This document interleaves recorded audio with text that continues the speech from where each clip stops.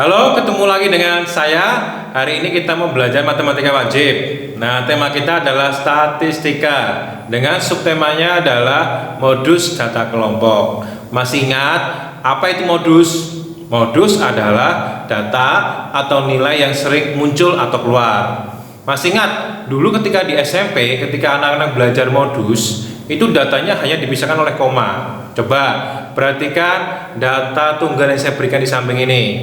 Awalnya mereka itu tidak urut, masih acak. Nah, bagaimana caranya? Yang pertama kita lakukan adalah kita harus urutkan dulu dari kecil ke besar seperti ini.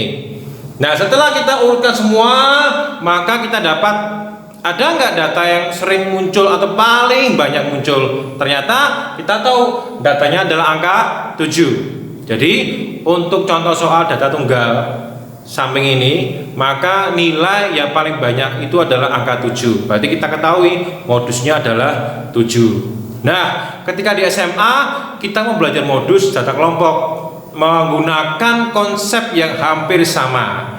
Oke, kita mau coba bagaimana kalau soalnya data kelompok untuk yang level SMA. Oke, kita perhatikan contoh berikut.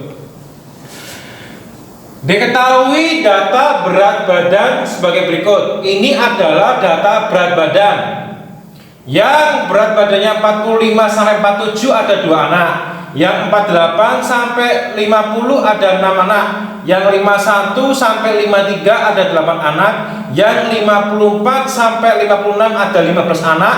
Yang 57 sampai 59 ada 10 anak. Yang 60 sampai 62 ada 7 anak. Yang 63 sampai 65 ada 2 anak. Sekarang kita lihat berapakah jumlah frekuensi semuanya ini. Kalau kita tuliskan maka simbolnya adalah sigma F. Sigma F nya berapa? Ternyata ada 50 anak. Nah, rumus modus bagaimana? Modus kita simbolkan dengan MO atau modus itu ya. Rumusnya apa? Rumusnya adalah tepi bawah ditambah dengan D1 per D1 ditambah D2. Ini dihitung dulu, baru nanti hasilnya dikalikan dengan panjang kelas. Nah, cara mencari TP bagaimana? Perhatikan data berikut ini semua. Dari data ini mana frekuensi yang paling besar?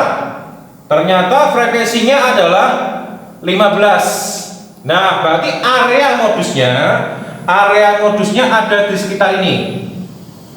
Nah, jadi step pertama yang kita lakukan adalah kita mencari dulu frekuensi yang paling besar. Ternyata angka 15. Setelah ketemu angka 15 sebagai frekuensi paling banyak, sekarang kita lihat berarti ini sebagai batas bawah 54. Kalau ditanyakan TB-nya, berarti ingat untuk mencari TB sini ya. Dari sini kita cari yang namanya TB.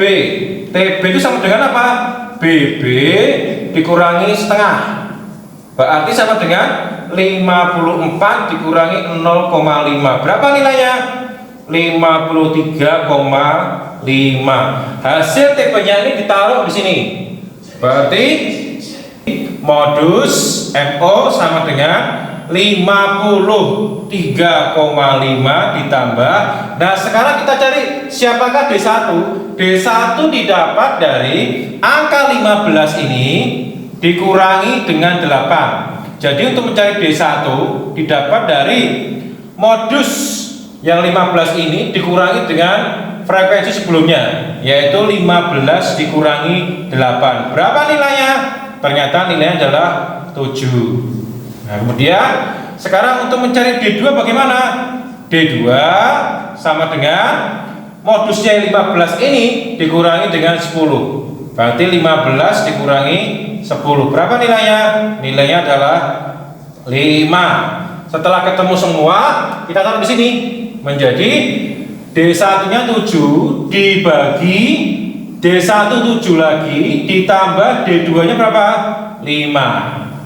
Nah, kita hitung dulu. Sekarang kita kalikan dengan P atau panjang kelas. Panjang kelas didapat dari apa? Kita hitung dengan manual aja. 45 sampai 47. 45, 46, 47. Berarti panjang kelasnya adalah 3. Taruh sini, 3. Sekarang kita hitung modus sama dengan 53,5 ditambah 7 per 12 dikalikan dengan 3. Sekarang kita hitung, ternyata ini bisa dicoret-coret.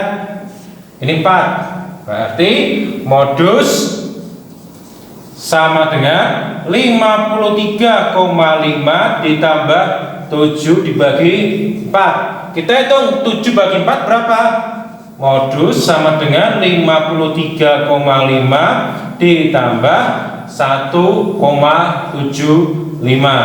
53,5 ditambah 1,75. Nah, sekarang kita hitung. Modusnya berarti ini adalah 5, ini 12, ini 5, dan ini 5. Berarti hasilnya adalah 55,25. Ini adalah nilai modus dari soal yang seperti ini. Sekarang kita cek, ternyata angka 55,25 ini ada di antara nilai 54 sampai 56. Kalau ketemu soal seperti ini berarti soalnya bagus. Hasil dengan realnya hampir sama. Kalau ada soal yang nilainya bisa melenceng, bisa sebelumnya atau setelahnya, itu berarti soalnya kurang bagus. Tetapi dapat dihitung. Saya berharap contoh pembahasan modul untuk data kelompok ini anak-anak bisa semakin mengerti, semakin tertolong, dan jangan lupa untuk dukung channel ini dengan cara like dan subscribe YouTube-nya supaya channel ini semakin berkembang dan bermanfaat serta memberkati seluruh anak-anak di Indonesia supaya mereka semakin suka dengan matematika. Terima kasih, Tuhan Yesus memberkati.